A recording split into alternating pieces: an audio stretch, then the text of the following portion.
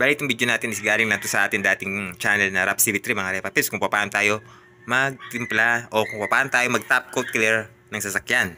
So ganun yung ating pamagat dito. Bali kasi re-upload lang natin muna to dahil wala pa tayong ma-i-upload na bago dahil sa busy tayo sa ating mga project na ginagawa pa mga Repa Pips. Kaya dito muna tayo mag-focus kung paano tayo mag top coat ng ating mga sasakyan. Pero hindi ko naman sinabing top coat natin basta yung ating mga sasakyan ha. Pagkatapos nating magpintura ng sasakyan is need natin yan na i-top coat. Bali dito kasi sa intro natin pinapakita ko na tinatanggal ko na yung mga takip na mga nakalagay na dyaryo dyan mga Repa Pips. Kasi natapos ko na yan ma-top coat clear.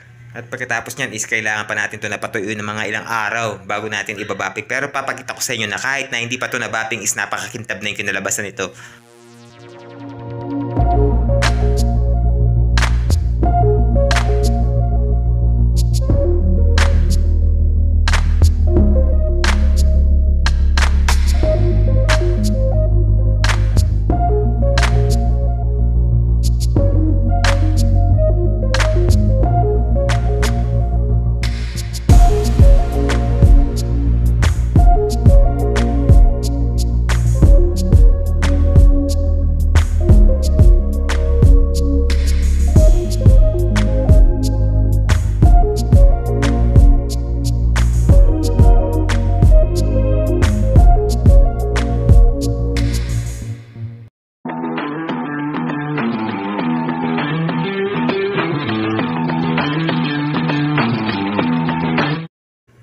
Bali pagdating sa top coat clear mga Repa Pips, gumagamit ako ng mga urethane na top coat clear.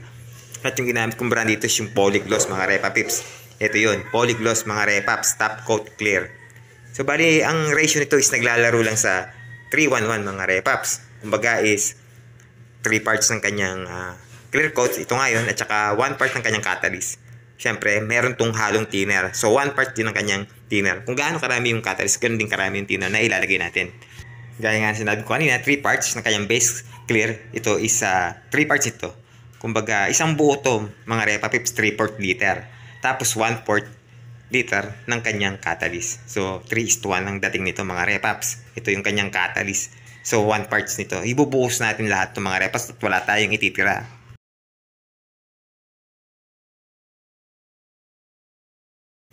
Siyempre, lalagyan natin yan ng thinner. Haluan natin ito ng thinner at pansusukat na natin itong ating pinaglagyan ng ating catalyst para maging siyang 1 parts mga Repa Pips. Kung gaano karami yung catalyst is ganoon din karami yung thinner na ilalagay natin.